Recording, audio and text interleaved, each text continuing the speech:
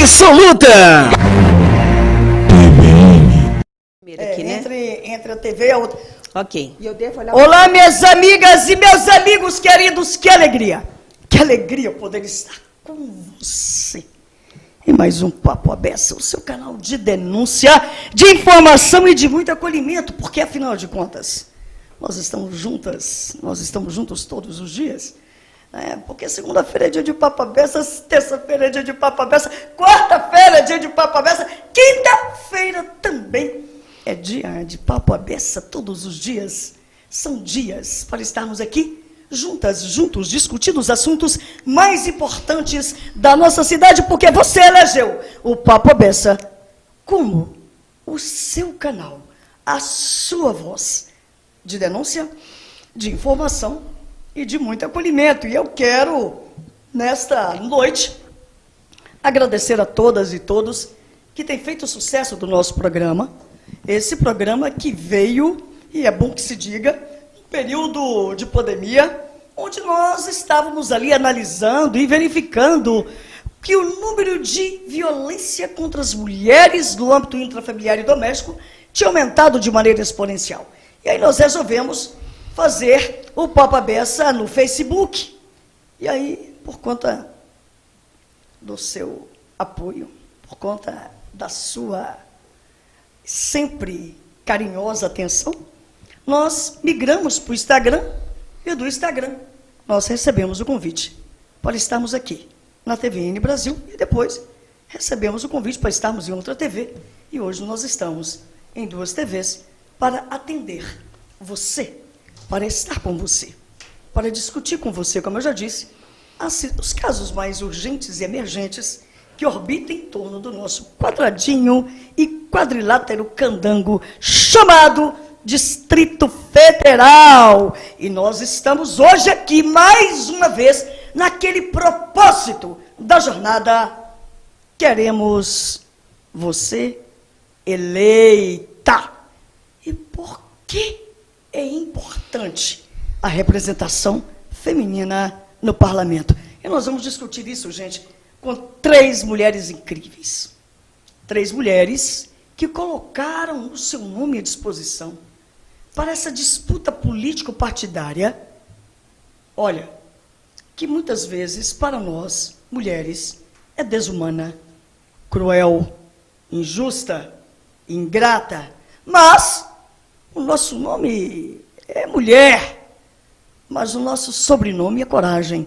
E eu estou aqui com duas mulheres corajosas, com duas mulheres que têm uma vida dedicada a transformar o status quo, transformar a situação em que encontramos e que se encontra o Distrito Federal, que todos nós sabemos que é um momento onde todas e todos carecemos de uma atenção maior e melhor dos poderes executivo e legislativo. E, olha, eu vou começar apresentando a vocês esta mulher que vem candidata a deputada distrital pelo PDT. E o nome dela é Jovita Rosa, PDT, candidata a deputada distrital. Minha querida Jovita, seja muito bem-vinda ao nosso Papo à Beça. Lúcia, um prazer enorme estar aqui, uma alegria e muita honra poder participar desse momento do seu programa, para que a gente possa contribuir e dialogar, para que a gente possa aperfeiçoar o nosso caminhar dentro da política, os caminhos que a gente vai trilhar, que outros também se inspirem para que também venha para a luta, para caminhar juntos. Estamos aqui para bater um grande papo. É verdade, Jovita, é um papo mesmo, é um papo aberto. E aqui do meu lado, gente, também tem uma mulher que eu a conheci num evento voltado às mulheres, e ela ali se destacou, né, pela sua postura firme, pela sua postura forte, né, e pela sua determinação de fazer o melhor para a população do Distrito Federal. E o nome dela é Cris Otaviano. E Cris Otaviano, olha só, gente, é candidata a deputada federal pelo Podemos. Cris Otaviano, minha querida, seja muito bem-vinda ao nosso Papo à Beça. Boa noite a todos os queridos do Distrito Federal, da nossa capital Brasília, capital linda, maravilhosa.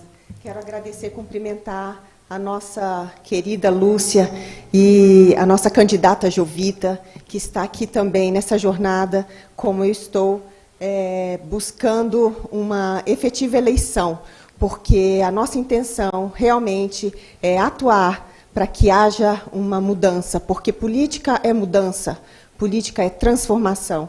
E nós, mulheres, temos, como disse a nossa querida Lúcia aqui, temos a força e a coragem para enfrentar os desafios, hoje, claros, né, para uma candidatura feminina, porque sabemos que hoje no Brasil há uma cota para que as mulheres participem da eleição, mas não há, infelizmente, uma cota para que as mulheres sejam efetivamente eleitas. Então, é a nossa coragem, a nossa persistência, a nossa perseverança, a nossa vontade de ajudar é que nos traz aqui e nos faz percorrer com fé que chegaremos lá para fazer a diferença no Congresso Nacional. Muito obrigada, Lúcia. Nós é que agradecemos, Cris. Martim vai mandar agora, gente, o link do nosso programa para que a gente possa veicular para todo o Distrito Federal o que essas grandes mulheres têm a dizer a você. Olha, gente, e eu já vou começar logo, é assim, é na lata mesmo, né? Quem conhece a Lúcia Bessa sabe. A Jovita é minha companheira. Diga para mim, e diga para todas as pessoas que estão nos assistindo agora e que vão assistir depois, quem é a Jovita? E por que eu votaria em Jovita Rosa para candidata a deputada distrital pelo PDT? Lúcia, é assim, eu comecei nessa jornada há muitos anos atrás, eu servidora pública do Ministério da Saúde, contadora, e eu fui trabalhar no Departamento Nacional de Auditoria do SUS, e eu fiscalizava os recursos da saúde em todo o Brasil, estados e municípios. O que aconteceu? Eu me deparei com uma realidade muito triste, Lúcia. A corrupção na saúde. E a corrupção na saúde, ela tem uma ligação muito próxima entre a vida e a morte das pessoas. E eu não tive dúvida de que aquela indignação, ela se transformasse numa ação. E aí eu fui buscando outras alternativas de apoio, de luta, fui para o Conselho Nacional de Saúde, fui conselheira pelo segmento dos trabalhadores. Depois eu descobri o movimento de combate à corrupção eleitoral, onde eu contribuí na elaboração da Lei da Ficha Limpa. Aliás, Lúcia, dentro da Lei da Ficha Limpa, são vários crimes previstos, mas um foi a minha contribuição. Porque estavam lá todos os homens, né, a grande maioria, os doutores da lei, pensando quais os crimes comporia a lei da ficha limpa. E lá eles viram crimes de grande potencial ofensivo, que dava no mínimo 10 anos de reclusão. E eu lá assistindo, eu pensava assim, e aquele gestor que desvia dinheiro, que a gente não consegue que esse recurso volte. Eu pensei assim, e falei, olha, vamos colocar inelegibilidade para esse gestor? Aí todo mundo, ótimo, vamos sim. Então, quando a gente faz auditoria, nós temos nos nossos papéis de trabalho. Então, um gestor que teve as contas rejeitadas por um órgão de contas, ele vai ficar inelegível.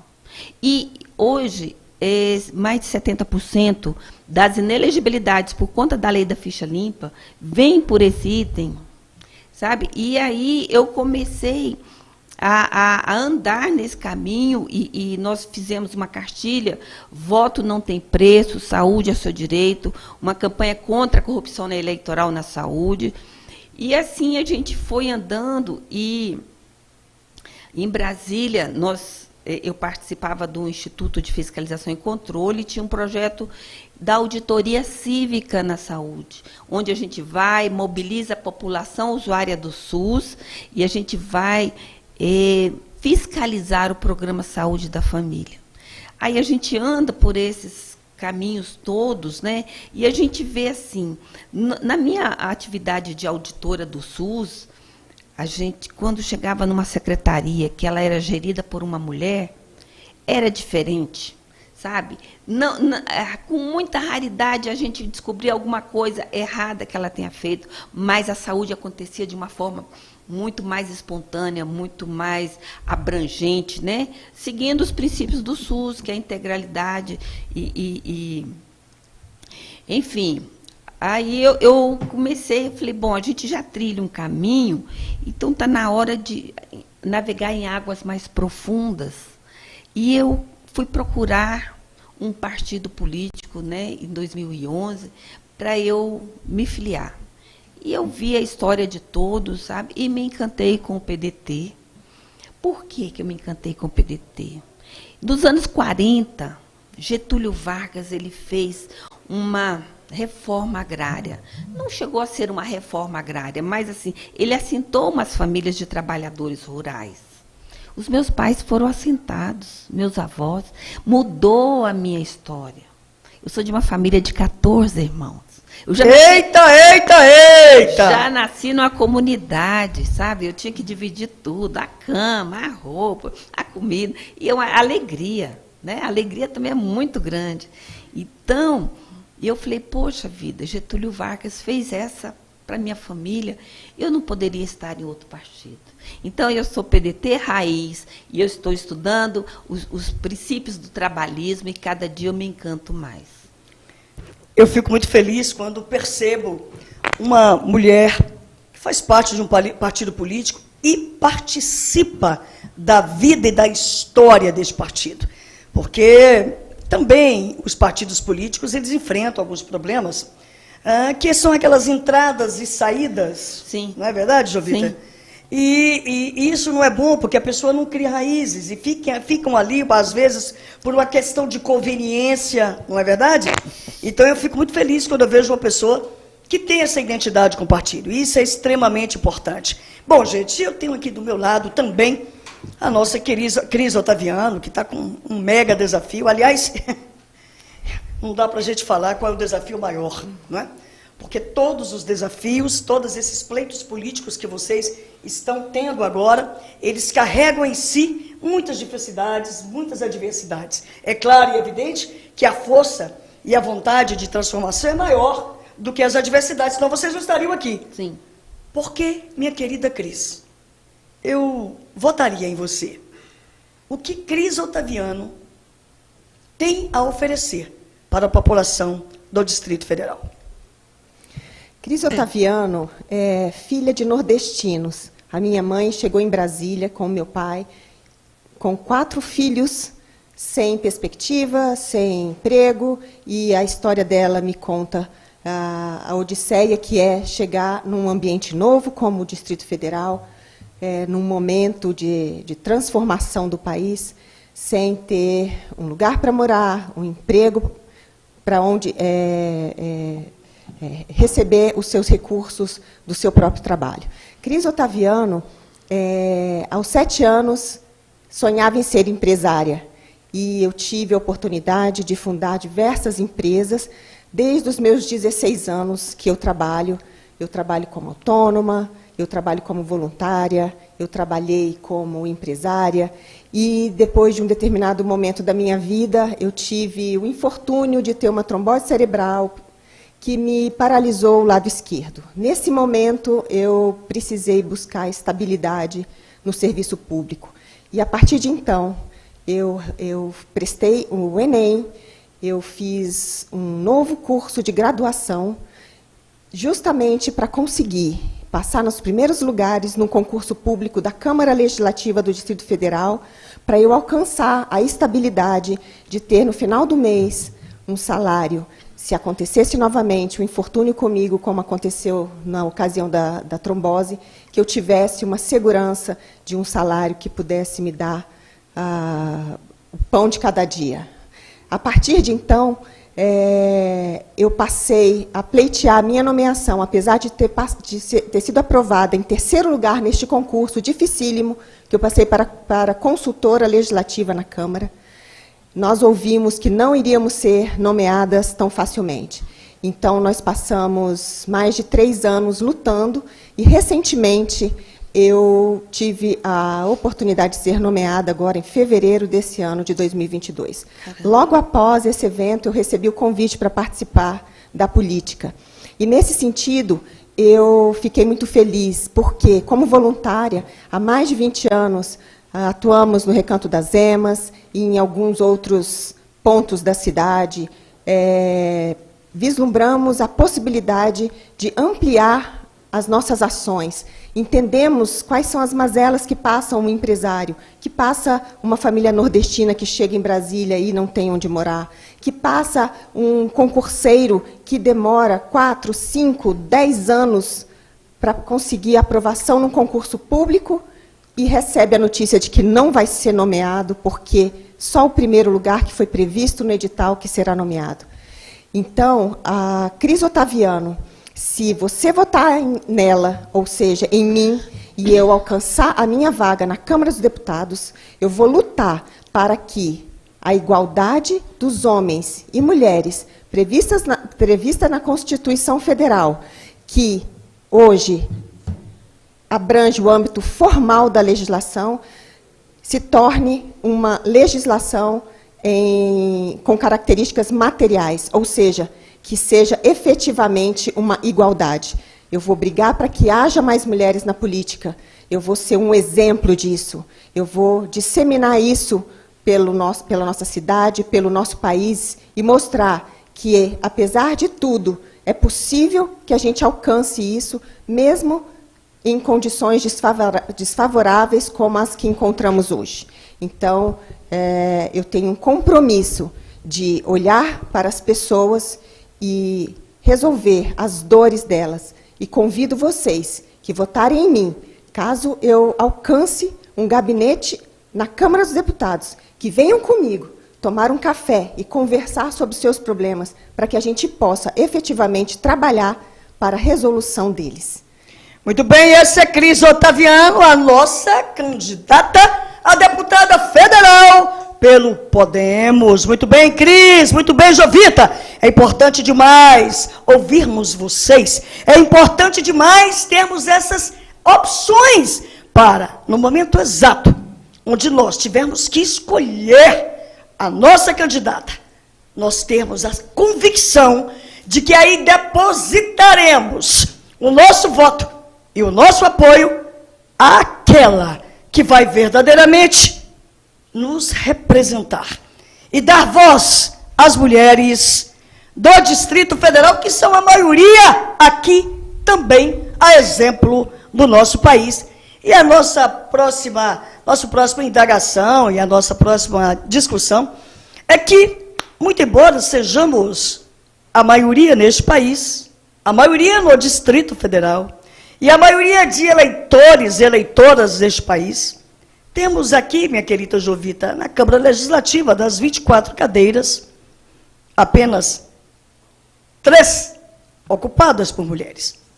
Na Câmara Federal, de 513 cadeiras, apenas 77 são assentadas por mulheres. E no Senado Federal, das 81 cadeiras, apenas 12 são ocupadas por mulheres. Dá para explicar isso, Jovita?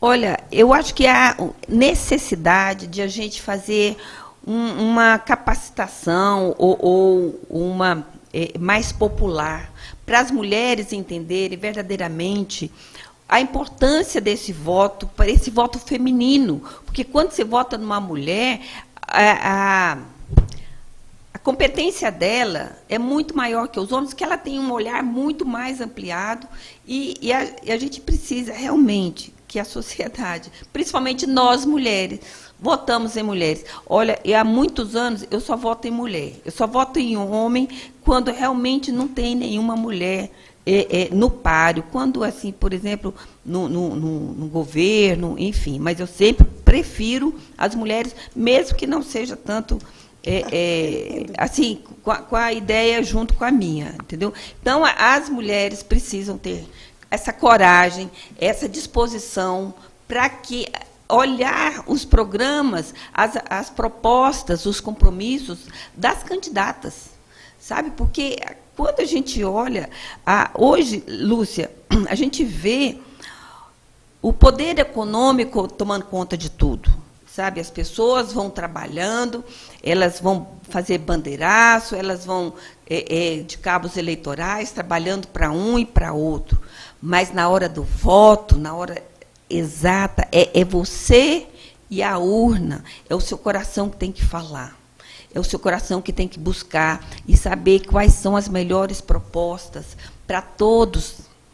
E principalmente, quando a gente coloca uma mulher no poder, ela tem uma capacidade muito mais de sintetizar as necessidades de todas as mulheres, que são, a maioria, que tem dupla, tripla jornada, sabe? Então, muitas coisas que ainda não avançamos para a vida das mulheres, é porque tem poucas mulheres lá, sabe? E, assim, mesmo que tenha vindo um valor maior para o partido passar para as mulheres, mesmo assim a dificuldade é muito grande. Nos partidos tem a maioria de homens que toleram, que aceitam um pouco essa questão das mulheres, e como a nossa companheira deputada federal, a Cris, falou, há essa necessidade da gente andar à frente dessa questão das mulheres na política, sabe? E assim, Lúcia, nós precisamos capacitar todo mundo, para todo mundo ter consciência política, que é difícil, mas a gente vai chegar lá. Eu tenho certeza disso. Você tem certeza disso, Cris?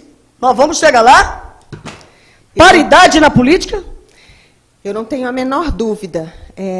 Nós estamos plantando uma semente hoje e iremos colher no futuro essa paridade. E nós, brasileiros, iremos ter oportunidade de vivenciar, como a Bolívia hoje vivencia, esse equilíbrio entre o número de parlamentares, o número de líderes, de governantes, de igual forma entre homens e mulheres, né? Então, eu acredito, eu tenho fé, eu noto que já houve um movimento, a mini-reforma eleitoral ela já começou a contribuir com isso, e certamente, com o ingresso de mais mulheres no parlamento, notadamente na Câmara dos Deputados, no Senado Federal, em que a gente poderá ter oportunidade de legislar em relação a essa matéria eleitoral, nós iremos fortalecer o avanço desse alcance dos 50% de mulheres e 50% de homens nas cadeiras das casas legislativas, como a gente já encontra em alguns países no mundo. Excelente, essa é Cris Otaviano, a nossa candidata a deputada federal pelo Partido Político Podemos. E olha, eu não tenho como dizer isso, gente, eu acabei de receber uma mensagem aqui. Lúcia, manda um beijo para a Jovita, que ela é minha tia. Bruno Calel, eu estou mandando um beijo para você, Bruninho. Você mora no nosso coração, você sabe disso. E, claro, o Bruno, o Jovito, o Bruno está mandando um beijão para você. Está lá assistindo junto com a família, deixando um beijo grande para você, viu? E outro para você, Bruninho, e a toda a sua família linda, meu querido. Você sabe que, ó, hashtag tamo juntos. Muito bem. Ruth Maria, nossa grande companheira. Boa noite, minha amiga. Boa noite, querida. Temos que colocar o máximo de mulheres na Câmara Distrital e Federal. Aí eu já digo mais, viu? Viu, minha amiga Ruth? Senado Federal e também no Poder Executivo. Exatamente. Ok? Poder Executivo. Lilian Souza Mendes Marques, parabéns, Cris Otaviana. Ela mandou um ok para você. Professora Érica estará conosco aí nos próximos programas, também candidata a deputada distrital, já está na nossa relação aí para estar conosco aqui no Papo Beça. Ela diz assim, essa é a hora de nós mulheres, mais mulheres na política para fazer a diferença. A Lília continua aqui, ó, vários coraçãozinhos, presentinhos. Cris tem o meu voto, ela colocou uma urna azulzinha aqui, bem bacaninha. E a Ruth continua, temos que mudar a mentalidade da maioria das mulheres. Ô Ruth, eu quero que você coloque aqui Em que sentido você acha que a mentalidade das mulheres tem que ser mudada? Coloca aqui, viu, Ruth? Você sabe que você me ajuda a fazer esse programa desde o início.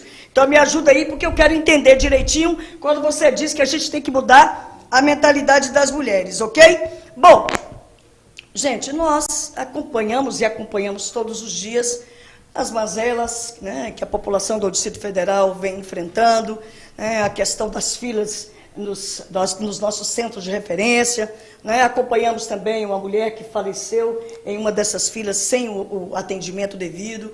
Eu sei que vocês estão atentas a isso. Primeiro, porque são mulheres, em primeiro lugar. Você é mãe também, Cris? Sim. Você é mãe também, Jovita? Sua avó. Companheira, é mesmo, companheira, que delícia. 7. Não é? 7 netos. Meu Deus, que coisa deliciosa. Maravilhosa. Então, é mãe e vó, você é mãe. Então, são mulheres, são mães, são mulheres líderes nos segmentos que representam. E eu gostaria de ouvir de vocês o que fazer quando a gente ouve os relatos daquelas mulheres, e a maioria das pessoas que está na fila São mulheres. é composta de mulheres. Não é? Mulheres sozinhas, mulheres que são arrimos de família, mulheres que muitas vezes levam seus filhos pequenos. Né? E eu tenho certeza que vocês já pensaram alguma coisa para minimizar esse sofrimento. Jovita, diga aí para mim, minha amiga. Olha só, Lúcia, eu estava fazendo um levantamento das filas. Filas para creche, tem mais de 200 crianças esperando na fila para creche. Sabe, é tão essencial ter creche para todo mundo, para a mãe poder trabalhar. Eu sei que quer levantar cedo, deixar o filho na casa, depois ir trabalhar, depois ir buscar. As filas do CRAS, que a gente vê esse horror. Então, a fila do exame de alta complexidade no SUS, a fila de cirurgia eletiva. Sabe, Lúcia, eu não tinha muita programação de elaboração de leis. Eu preferia assim, lutar para que as leis já existentes elas fossem cumpridas, porque no Brasil tem lei que pega, lei que não pega. Então, essas leis importantes, eu ia ver o que está faltando para elas serem cumpridas, principalmente por parte do Estado. Então, eu gostaria de propor assim, na lei orçamentária, sabe, quando a gente pega um governo que acha mais importante construir viaduto do que tratar das pessoas, eu pedi uma lei assim, na lei orçamentária, que enquanto houvesse uma fila de gente esperando uma cirurgia, enquanto tivesse fila no CRAS, enquanto tivesse faltando fila na creche, faltando vaga, e a fila da creche estivesse grande, não se aprovaria nenhum pagamento para obras, porque passa anos e anos, governos mais governos, eles só pensam em obras, eles não pensam nas pessoas, e vêm e privatizam, e não estão nem aí para os usuários do SUS, para os usuários da educação pública, para os alunos, enfim, para a grande maioria das mães, que, como você disse, quem você vai na fila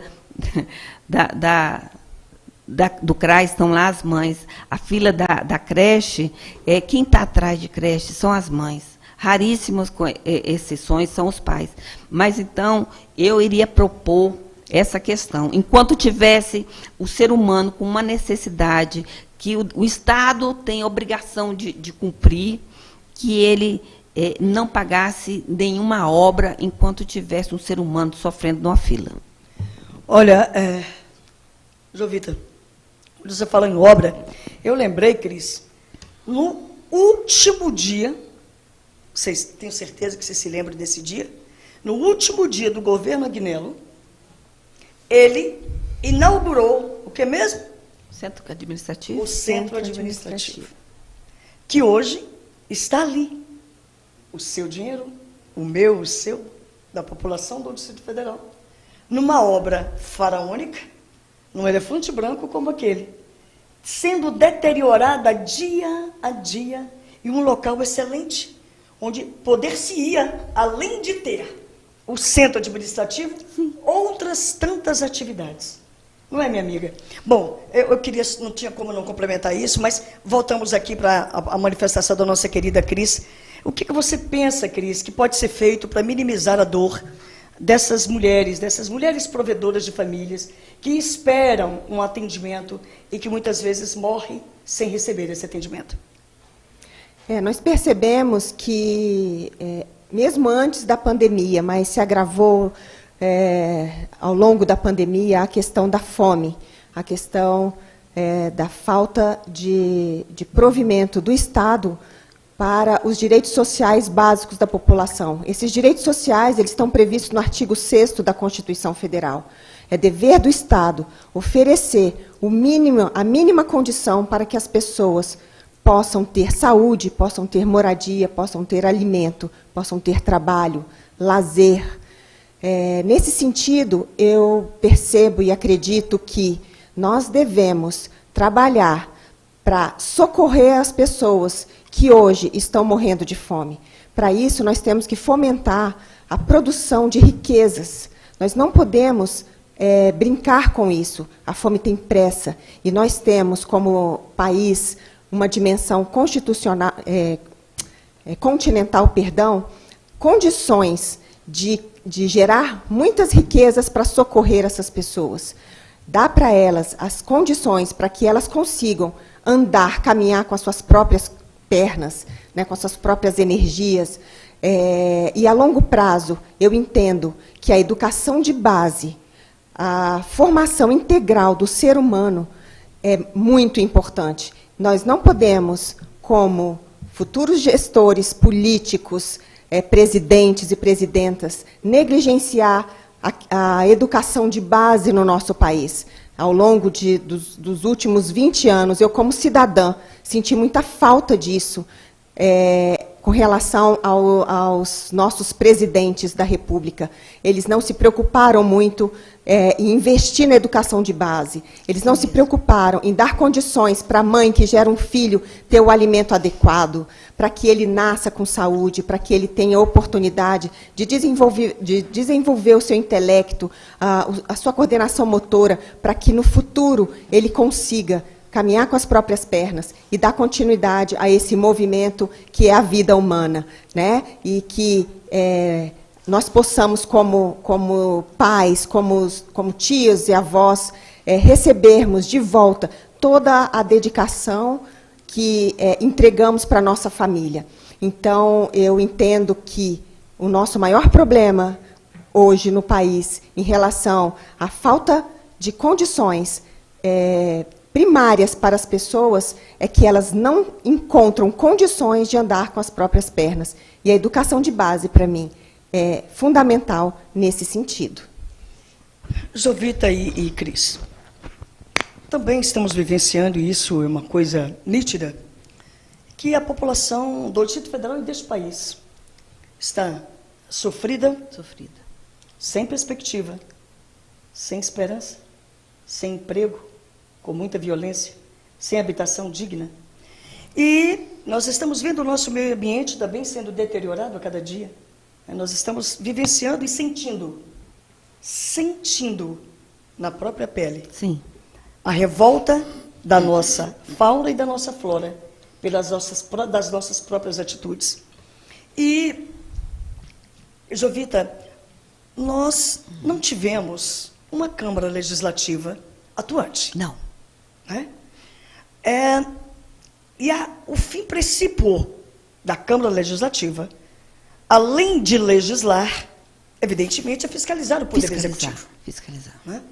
E nós tivemos, e eu não tenho o menor medo e receio de falar, que nós tivemos uma Câmara Legislativa silente. A exemplo disso, a CPI da Saúde e do IGES, que simplesmente foi engavetada. Uma Câmara Legislativa que não ouviu a voz da população. A população queria saber da responsabilidade do Poder Executivo em relação aos desmandos, em relação a uma prisão de um secretário de saúde da cúpula e de toda a sua cúpula. E nós pleiteamos, nós rogamos por uma instauração de uma CPI, para que apurasse CPI é para apurar, não é para condenar previamente. Não é um tribunal de inquisição, não é? É para apurar. E não veio. E aí, minha querida? Você está pleiteando uma vaga na Câmara Legislativa. Estou. Independente do governo que vier, eu vou ser a fiscal. Lúcia, eu trabalhei a vida inteira, mais de 25 anos, fazendo auditoria no SUS. Aqui em Brasília, a Câmara Legislativa nos envergonha, porque, como você disse, teve um pedido de uma CPI, teve parlamentar que retirou o pedido de CPI, a troca de cargos. E onde é que fica a vida humana? Porque você quantifica, Lúcia, o valor desviado, você quantifica. E aí você vai lá, a justiça manda devolver, indisponibiliza seus bens. Mas e a vida humana, Lúcia? Quem responde por essas mortes que houveram por falta desse recurso? Então, na saúde é assim. Você tem o prejuízo financeiro e o prejuízo social. As pessoas morrem, Lúcia. Fraude na saúde, corrupção na saúde, tem que ser tratado como crime hediondo. É um latrocínio. É roubo seguido de morte.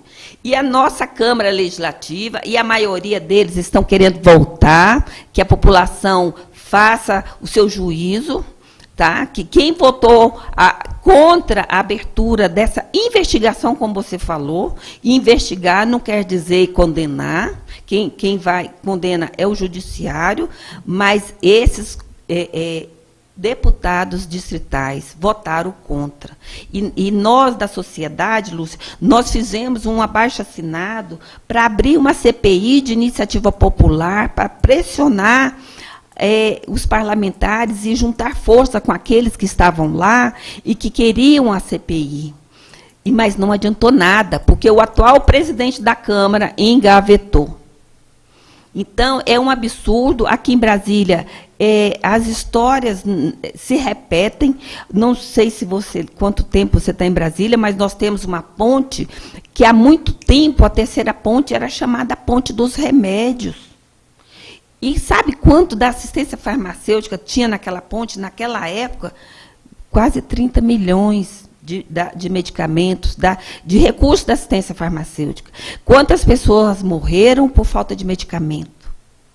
Então, a vida humana, ela perde o valor quando a pessoa que está lá no Congresso Nacional, que está lá na Câmara Legislativa, não tem esse compromisso com a vida humana. O Sistema Único de Saúde, a gente viu a grandeza dele nessa pandemia, que acolheu a todos, que trouxe vacina para todos, sabe? E, assim, a maioria dos nossos parlamentares votaram contra a investigação. É um lamento, porque as pessoas morreram, sabe? Há um ano atrás, Lúcia, eu perdi minha filha, não foi para a Covid, foi para o câncer. Mas é uma dor muito grande. Então, as pessoas têm que entender que a saúde é muito frágil. A saúde, a vida humana é muito frágil. E nós pagamos impostos para isso. E a gente vê uma Câmara Legislativa que vota contra, é repugnante, sabe? As pessoas deveriam ser corresponsabilizadas por todas as mortes que houveram, e principalmente aquelas que foram presas. Concordo plenamente com você, minha querida. Responsabilização já, não é? Cris, dentre tantas funções da Câmara Federal, uma nos chama bastante atenção, que é a função de controle. É aquela instituição que aprova o orçamento nacional e verifica as atribuições que são feitas. Tenho certeza que vocês estão acompanhando também a questão não só da dotação orçamentária, mas também da execução do orçamento mulher. Esse ano, houve uma redução de mais de 60% do orçamento mulher, do Ministério da Mulher, Direitos Humanos e Cidadania. Ou melhor, Mulher, Direitos Humanos e Cidadania, em face do não cumprimento do orçamento. E aí, sabe, Cris, eu fico imaginando e pensando quantas... O celular, ele tem mania de falar comigo, né? Ele é assim. Ele se acha, né? De repente, ele entra no meio da conversa. A gente fica imaginando quantas de nós estamos morrendo e sofrendo. Quantas de nós estamos subempregadas ou desempregadas? Quantas mulheres estão necessitando de mais creches, de escola em tempo integral, de uma saúde que não se agrega, de uma saúde que não escolhe quem vive e quem morre? E de repente, Cris, a gente tem que se deparar com um anúncio de um corte orçamentário. Você vai ocupar, quiçá, uma cadeira na Câmara Federal. E nós esperamos de você uma atuação extremamente preponderante em relação a isso. Com a palavra, você. Obrigada, Lúcia. Em relação a isso, eu entendo que uma das grandes mazelas do nosso país é a corrupção. Como disse a nossa candidata distrital, Jovita, a corrupção mata. E, nesse sentido, quando não há o cumprimento de uma legislação, existe por trás, provavelmente, desse não cumprimento, algum interesse escuso. Nós precisamos mudar esse cenário do nosso país. Nós precisamos ensinar para as nossas crianças que não ficar na sua posição na fila é uma forma de corrupção. Nós precisamos entender que isso nos levará a um abismo. Nós precisamos combater a corrupção. Nós devemos ser mais severos em relação a isso. E nós, eleitores, nessas eleições, temos o poder na mão, um poder que é conferido pela Constituição ao povo. O poder de eleger pessoas que não tenham envolvimento em nenhum momento histórico do seu percurso público com a corrupção.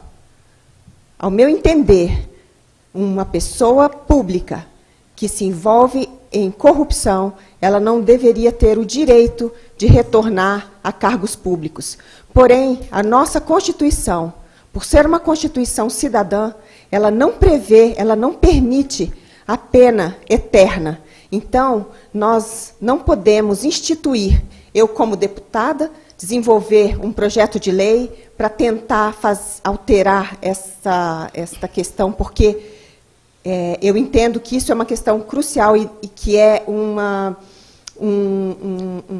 determinação constitucional pétrea, ou seja, ela não pode ser alterada. Então, nós podemos legislar para que as nossas penas sejam muito mais rigorosas, que a pessoa não retorne em 50, 60 anos a um cargo público, que ela perca esse direito, que ela passe a desenvolver outras atividades que não tenha nenhuma relação com a administração pública.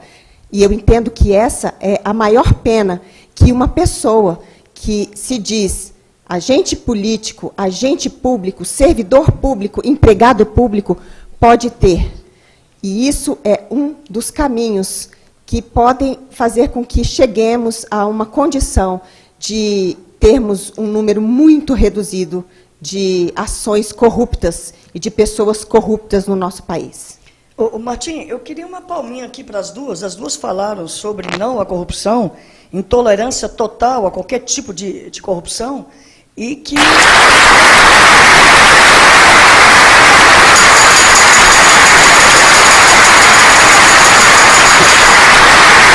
que deixa uns trem desse perto de Lúcia Bessa. Olha, eu achei esse negócio que eu achei fantástico, gente. Vou bater de novo, que eu achei ótimo. Não a corrupção sempre. Duas manifestações extremamente pertinentes dessas minhas duas queridas. E vocês estão vendo aí, né, gente? Vocês estão vendo que as duas estão prontas. Vocês estão vendo que as duas estão preparadas. Não são mulheres que resolveram já nesse instante se colocar à disposição sem nenhuma preparação. São duas mulheres que estudam, duas mulheres que conhecem a história do Distrito Federal e deste país, são duas mulheres que se colocam à disposição com responsabilidade, com seriedade. E vamos aqui dar uma lidinha em alguns Alguns comentários. Marcelo Henrique mandou uns beijinhos, assim, bem apaixonados, eu não sei para quem. Para mim aqui não foi esse beijo apaixonado. A Ruth, ela diz, muitas mulheres, infelizmente, são influenciadas. A Beatriz, que não por acaso, minha filha está com as palminhas aqui, a Ruth continua. E não imaginam o tamanho do poder que temos nas mãos. Isso é verdade, Rutinha? Vemos isso todos os dias, tentando levar o nome das mulheres que estão lutando para chegar à Câmara. Você sabe, Ruth, essa sua informação para nós é de extrema importância. E agora, nós temos poucos minutos, e nesses poucos minutos, eu quero dizer para você, minha querida companheira, minha amiga de luta, parceira de vida, nós temos mulheres preparadíssimas para ocupar os espaços. Mas aí, é assim, sabe, Cris? Em algumas vezes, sabe, Jovita, quando tem um homem ou uma mulher pleiteando aquela vaga, algumas das nossas companheiras, aí resolvem votar no homem. Eu não estou dizendo aqui para não votar não, gente. Sabe, o voto é livre, nós somos livres para votar, né? O nosso espírito é libertário. Só tem uma coisa, companheiras, e também, meus companheiros, nós temos mulheres extremamente hábeis, nós temos mulheres extremamente aptas, nós temos mulheres que lutam todos os dias para ter não só o seu lugar neste país, no Distrito Federal, mas para que as outras também tenham. Sabe, eu tenho eu aqui do meu lado, eu tenho certeza disso, conheço o Cris pouco, mas pelo que a gente tem de histórico, porque é claro, quando a gente vai entrevistar uma pessoa, a gente procura saber quem a pessoa é. São mulheres que seguram na mão de outras mulheres. São mulheres que desejam que outras mulheres também tenham uma situação melhor, que sejam mais respeitadas. Eu tenho certeza disso. Então, amiga, minha querida, eu quero falar com você, minha companheirinha, ó, aqui do peito, aqui do meu coração. Nós temos que fechar essa conta. Quando eu digo fechar conta, é que nós somos, como eu já disse, a maioria da população deste país. E temos 15% de representação feminina no Parlamento, no Congresso Nacional. E aqui, das 24 cadeiras, apenas 3. Obrigada, Martim. Vamos equiparar isso? Nós podemos. Como disse Ruth aqui, nós temos um grande poder nas nossas mãos. E agora, especificamente, esse poder chama poder de escolha. E quando nós escolhemos bem, e escolhemos bem as mulheres que podem nos representar, nós teremos políticas públicas mais efetivas para nós mulheres. Nós teremos um olhar feminino em todas as políticas. Bom, o momento é de vocês, 1 minuto para cada uma, considerações finais. Eu quero que vocês digam para os homens, para as mulheres, para os jovens que ali estão, que estão na iminência de depositar o seu voto na urna, por quê? Cris Otaviano merece o seu voto. Minhas queridas meninas, mulheres, avós, mães desse nosso país lindo, maravilhoso, nós somos maioria, nós estamos em um número maior do que os meninos. Eu não sou contra, muito pelo contrário, eu sou a favor dos homens. Eu entendo que eles são os nossos companheiros, os nossos pais, filhos, os nossos maridos. Mas nós precisamos nos unir e levar mais mulheres para os postos de poder. Hoje nós temos 2 candidatas à presidência da República. Isso é raríssimo no nosso país. Nós tivemos apenas uma presidenta ao longo da nossa história. Nós temos condições de unirmos as nossas forças para mostrar a nossa competência como mulheres nos postos políticos, nos postos administrativos. E eu chamo e clamo também aos homens que entendem e percebem a nossa força, a nossa competência, a nossa capacidade, o nosso olhar de mãe, a nossa vontade de transformar a sociedade numa sociedade mais digna para o seu filho, pai, que está precisando de oportunidades.